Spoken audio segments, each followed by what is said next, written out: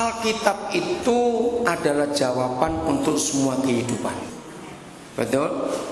Jadi bukan kata Pak Daniel, Bu, itu kata Alkitab. Kalau kata saya nggak ada gunanya, tapi firman. Nah, saudara, walaupun anak-anak kita itu kemauannya banyak, orang tua harus punya pendirian. Ya, saya mulai dengan bayi menangis. Bayi menangis tidak perlu dituruti. Kok nggak ada yang ngamen? Tidak ada bayi mati karena menangis. Nah, yang nggak tahan adalah neneknya. Ini masalah. Oma itu jadi masalah. Maka itu Alkitab mengajar opa oma tidak boleh didik cucu 100% rusak. Apalagi kalau cucunya mirip opanya, habis. Jadi maaf ya Ibu, kalau sampai mereka sudah SMA, kelas berapa tadi yang pertama? Kelas 5 SD, SMA mah 5 SD, 3 SD, TK. Nah maaf, ini sudah salah pembentukan. Artinya bahasa Jawa salah kedaden. Tapi jangan takut, tetap ada harapan. Catat ya. Catat. Anak nangis jangan dituruti. Kalau kita berpendirian tidak, makin kenceng nangisnya jangan berubah ya. Itu dipegang mati oleh anak itu. Nah, kena lu sekarang. Itu bahasa anak-anak. Ngerti kata kena lu? Maka sejak hari itu senjatanya nangis. Jadi kalau kita orang tua punya pendirian tidak, sampai kapanpun ya tidak. Dia mau guling-guling, diemin aja. Dia kan capek sendiri. Begitu capek, percayalah, dia senyum kok. Nggak dituruti senyum, percayalah. Pernah ngalami anak seperti itu. Jadi artinya Ibu punya anak dosen 2 lagi. Kan yang 3 sudah terlanjur salah. Ayo punya 2 lagi. Itu maksudnya supaya tadi Pak Rudi Yosafat itu beri komentar saya setelah dengar pengajaran tadi. Seandainya semua orang tua didiknya seperti Alkitab, penjara nggak perlu ada di dunia, pengadilan nggak perlu ada. Betul tidak? Semua itu dari kita sumbernya. Ini kita harus tahu. Oke, kita belajar sedikit. Siapa pernah menyadari mengapa hanya Lukas yang menuliskan satu-satunya peristiwa yang dialami Tuhan Yesus dari kelahirannya sampai usia 30 pelayanannya? Betul? Banyak penulis menulis, oh Yesus ke India dari umur itu belajar Buddha. Terserah, saya bilang begitu. Saya pokoknya percaya Alkitab. Jangan marah kalau saya nggak percaya tulisan siapa saja. Boleh nggak saya berkata begitu? Ya harus. Karena satu-satunya yang disebut kebenaran itu siapa? Alkitab dan Yesus. Jadi nggak usah ragu-ragu. Mau Injil Yudas, Injil Barnabas, Yesus ke Tiongkok, Yesus ke India, mau mana terserah. Pokoknya Alkitab nggak ngomong begitu. Dah, itu saja. Mau Dan Brown nulis begini, nulis begitu, nggak terserah. Semua kita berhak untuk nulis kok. Betul? Nah, hanya Lukas yang menulis satu-satunya peristiwa yang tidak ditulis oleh penulis lain. Dari umur 0 Yesus lahir sampai umur 30. Waktu Yesus umur berapa? Masa lupa. Ini kebanyakan nonton sinetron gini jadi lupa lagi. Waktu Yesus umur berapa ditulis oleh Lukas satu-satunya peristiwa? Umur 12. Karena tahu nggak umur itu relevan sampai hari ini? Yaitu umur akil balik bahasa Arabnya, pubertas bahasa asingnya. Nah bahasa Indonesia bagus, pancaroba. Kata itu nggak dipakai lagi. Saya dulu masih kecil pakai kata pancaroba.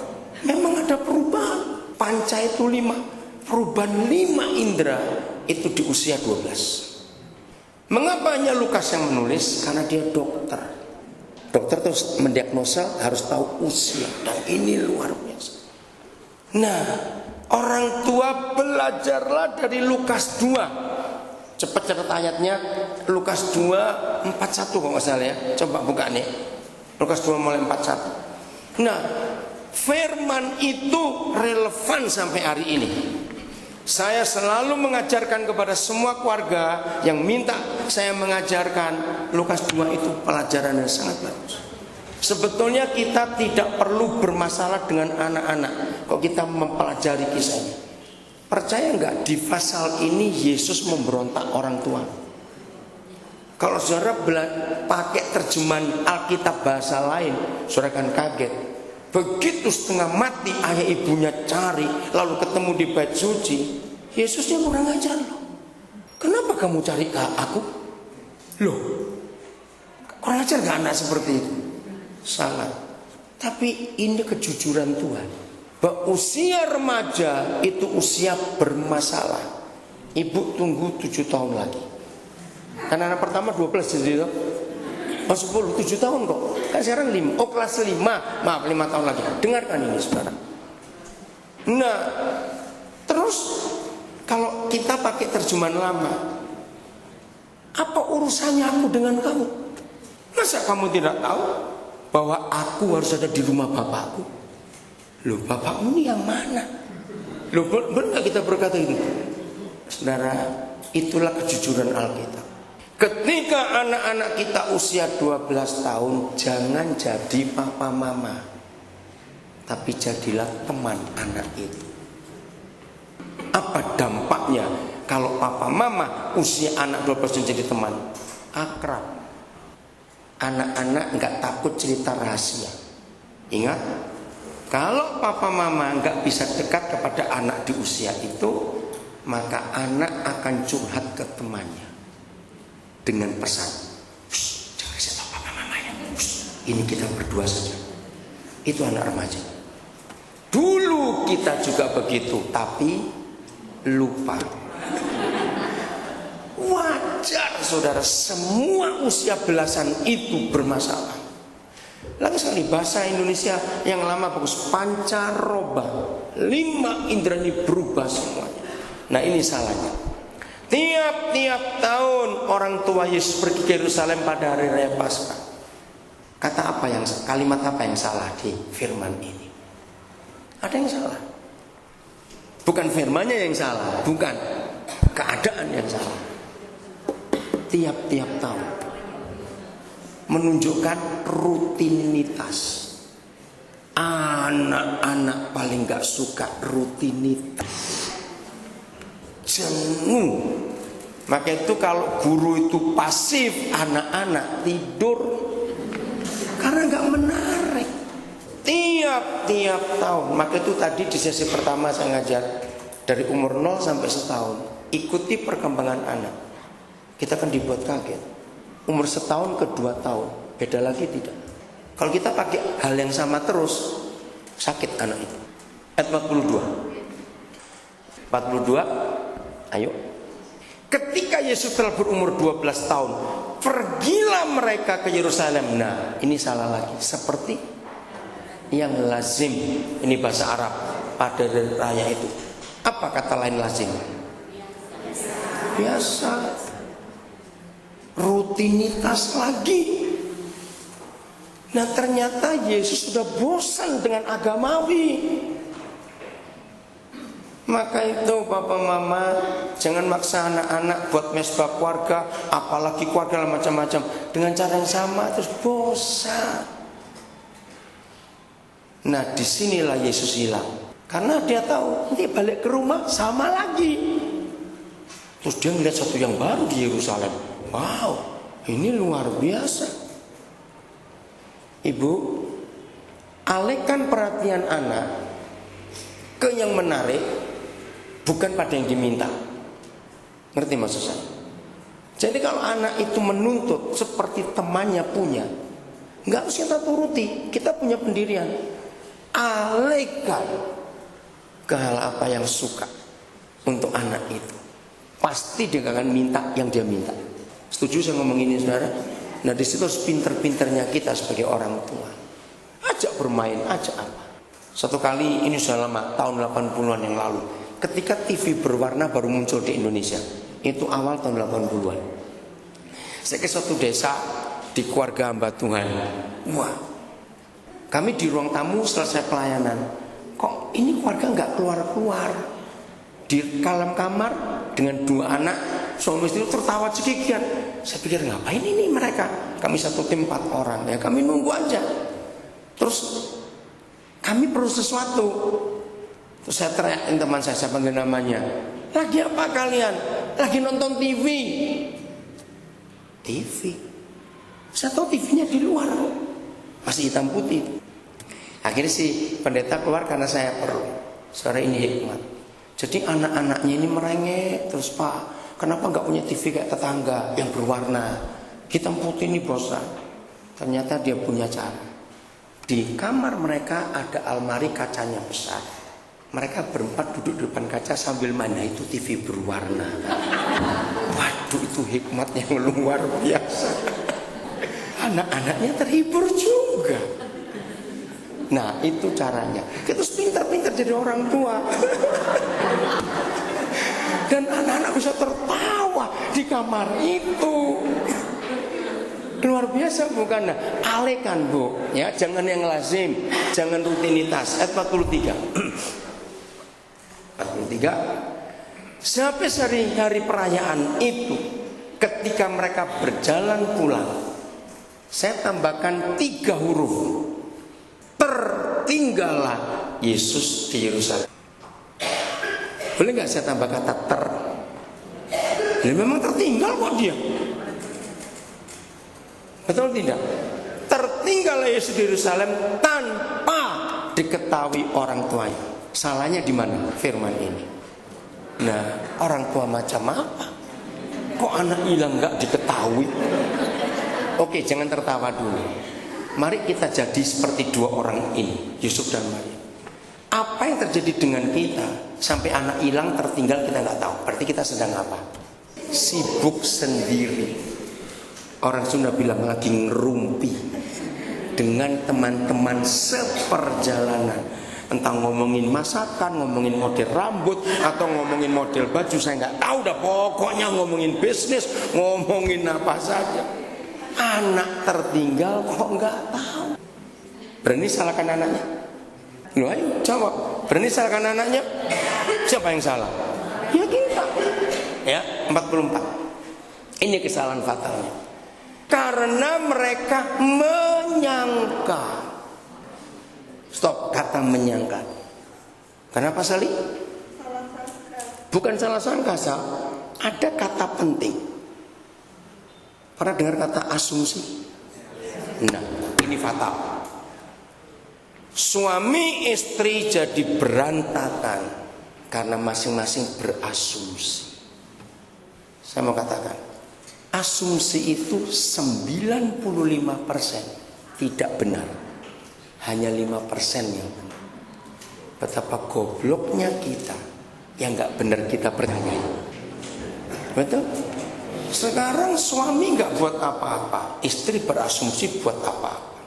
Istri gak buat apa-apa, tapi suami berasumsi buat apa-apa. Ya marah dong. Lu jawab betul tidak? Berarti kamu nuduh. Asumsi. Maka itu asumsi itu merusak. Nah, orang tua berasumsi tentang anak yang gak nyambung. Betul? Kan logika mereka, logika kita kan beda jauh. Maka itu mendidik anak jangan pakai asumsi, pakai fakta. Nah, permintaan anak seperti yang dimiliki teman-temannya, itu kan asumsi mereka. Nah, kita coba temukan faktanya anak ini perlunya apa. Ngerti maksud saya? Ketika anak kita muncul keinginan untuk ini, untuk itu, sebagai papa mama kita merendah ke bawah, selidiki dari dasar pikirannya. Sebetulnya dia perlu ini kan bukan ini. Itu kan cuma karena lihat temannya punya. Nah, kalau kita orang tua tidak berasumsi, Roh Kudus akan menolong kita untuk tahu yang dibutuhkan paling mendasar apa? Nah, ini hebatnya Tuhan. Kadang-kadang anak kita pun nggak tahu yang paling penting dia perlukan itu apa. Dia kan cuma lihat temannya. Tapi ada sesuatu, cuma dia nggak ngerti.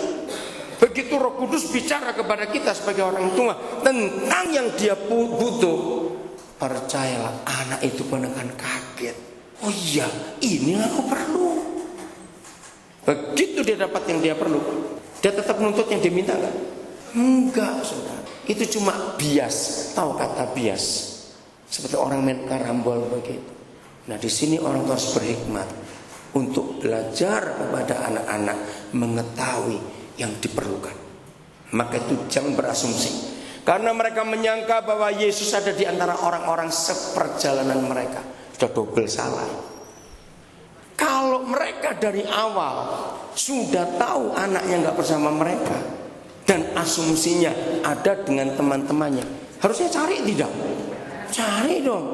Nah, ini artinya seperti yang saya katakan awal tadi, jangan menitipkan anak ke orang lain.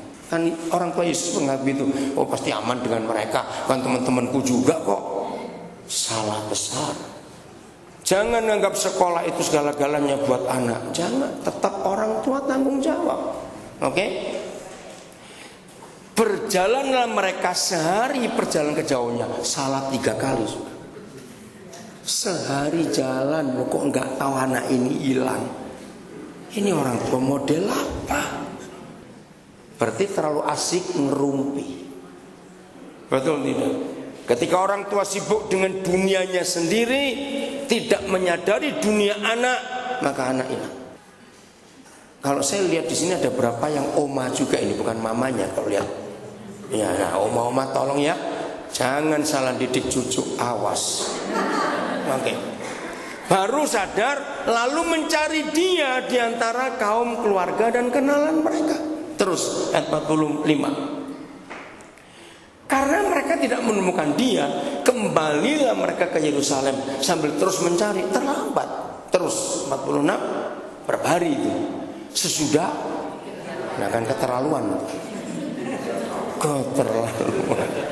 Sudah 3 hari. Sudah 3 hari mereka menemukan dia dalam bait suci. Ya saya nggak usah baca, kita tahu. Jadi anak hilang itu nggak harus di mall. Anak hilang nggak harus di pasar. Anak hilang itu ada di rumah. Sedih nggak? Maka itu ketika orang tua sibuk sendiri, anak-anak juga sibuk sendiri. Jangan berkata, yang penting kan makanan cukup, baju cukup, bukan begitu. Betul, mereka perlu ada kedekatan. Nah, maka itu mulai hari ini, ayo kita bereaksi yang benar dengan anak-anak kita. Jangan berkata begini pada anak-anak kita. Ingat loh, ommu pernah berkata loh, tantemu pernah ngomong, anak itu tersinggung. Betul nggak? Kalau kita jadi anak mendengar kata walaupun baik kata-kata om, kata-kata tante, kenapa anak itu nggak suka? Ayo jawab, kenapa nggak suka? Bukan membandingkan. Nah, bukan masalah, bukan orang tuanya. Anak itu marah, nggak percaya. Kenapa bukan papa mama yang ngomong? Walaupun om dan tante nasihatnya baik, anak itu ngerti itu bukan papa mama kami. Maka itu jangan nasihat pakai kata orang lain. Anak kita nggak suka. Catat.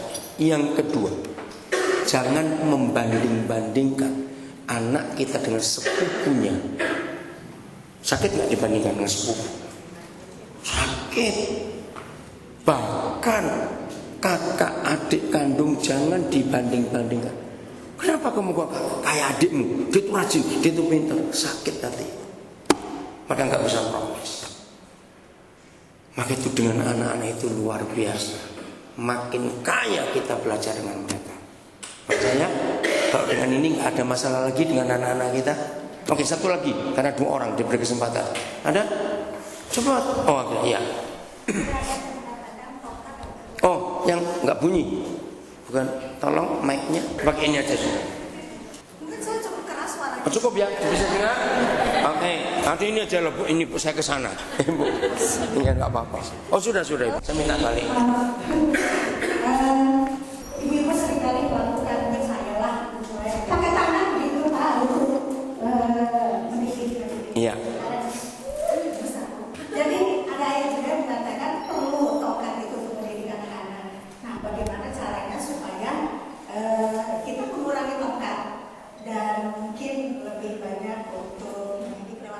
Iya. Ya baik. Saya ulangi lagi pertanyaan bagus. Bisa nggak kalau kita marah terus pakai tangan, nggak mukul atau nyubit misalnya, saudara? Tangan itu kan cuma dua, jadi fungsinya juga dua. Kalau Betara Guru tangannya 4. Kalau Dewa Hindu Betara Guru tangannya 4. Nah kita cuma dua. Dua tangan itu fungsinya pun dua. Satu untuk mengasihi, membelai, memeluk. Dua untuk bekerja. Titik. Apabila tangan kita fungsikan di luar dua hal ini, pasti tangan itu jahat. Mencuri, betul? Bunuh orang, pukul orang, jadi jahat. Kenapa Amsal menulis mukul anak pakai tongkat? Enggak usah tongkat, alat itu aja.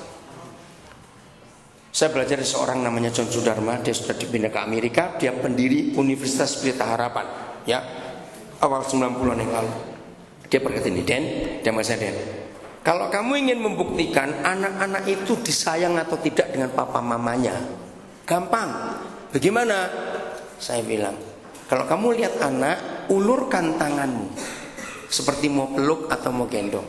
Kalau anak itu ketakutan lihat tanganmu dua, berarti di rumah tangan itu yang menyakiti mereka. Luar biasa teori itu. Dan saya coba dan betul. Jadi jangan pernah mendidik anak dengan tangan kosong. Nanti anak itu belajar yang salah. Fungsinya cuma dua. Maka itu pakai tongkat, artinya pakai alat. Tapi itu pun gak harus kita lakukan. Kalau anak-anak kita segan dan hormat kepada kita, cukup mata melotot, cukup ngomong satu kali, udah. Jadi nggak perlu sampai pukul. Seringkali mukul bukan mendidik. Ayo jujur, kita seringkali mukul karena gitulah. Betul nggak? Greget ngapain? Ya, jawab ya atau tidak? Kalau anak kita pukul sampai mati dia, saudara. Karena emosi akan keluar ke tangan kita. Ketika lagi emosi, lebih baik menghindar. Jangan nemui anak ini, mati dia. Setuju saya ngomong ini? Tunggu kalau mendidik setelah emosi kita reda. Begitu reda emosi kita, maka kasih yang keluar. Ini penting. Ini itulah cara papa kita. Ingat waktu mereka membuat patung anak sapi, Tuhan murka, saudara. Enggak cuma marah, tapi dia tetap apa? Itu yang luar biasa. Ingat waktu peristiwa Taman Eden. Ayo kalau saudara jadi Tuhan, akhirnya gara-gara anak ini rusak seluruh dunia, masa nggak marah? Lu betul tidak? Lu hancur ini. Ayo saya tanya sejujur-jujurnya, senakal-nakalnya anak kita, pernah nggak ada anak kita berbuat seperti Adam dan Hawa, merusak seluruh dunia? Ngerti pertanyaannya? Mana lebih besar, kesalahan mereka atau kesalahan anak kita? Lah coba, kesalahan mereka atau kesalahan anak kita? Nah, ayo kita baca satu ayat terakhir. Apa reaksi papa? Kejadian 3 ayat 9. Ayat 7. Ayat 7 atau 9, coba lihat dulu. Kejadian 3, ya. Wah, ini rupanya harus ada seminar lagi khusus karena waktunya nggak cukup. Berarti ayat 9, saya salah, ayat 9. 10. Itu yang Tuhan berjalan-jalan di taman itu pada hari sejuk. Ayat berapa itu? Oh 8. Maaf, terima kasih. Iya, ayat 8. Nah, jadi setelah Adam dan Hawa jatuh dalam dosa, mereka sembunyi itu. Betul? Ketika mereka mendengar, siapa mereka di situ? Adam dan Hawa. Ketika Adam dan Hawa mendengar bunyi langkah Yahweh Tuhan yang berjalan-jalan dalam taman itu pada waktu hari sejuk, bersembunyilah Adam dan Hawa itu, istrinya itu, terhadap Yahweh Tuhan di antara pohon-pohon dalam taman. Pertanyaan saya, ini marah atau tidak? Ayo, Tuhan lagi marah atau tidak yang sudah merusak? Dari mana saudara tahu Tuhan gak marah? Gak ada tulisan dia tidak marah. Ayo, dari mana? Berjalan-jalan. Terus terjemahkan, kalau dia marah seperti apa?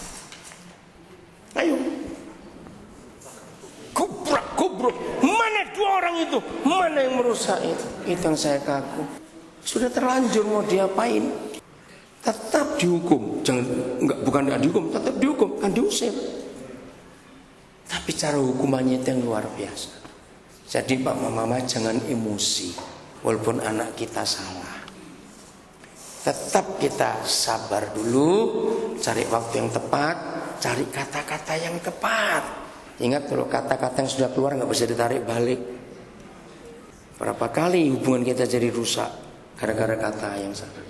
Waktu SMS nulis kata yang salah, cuma 4 huruf aja bisa jadi besar itu. Betul, karena emosi. Jadi jelas ya, hari ini kita semua berubah jadi orang yang benar untuk anak-anak kita. Amin. Minta hikmat Roh Kudus. Tuhan memberkati kita semua.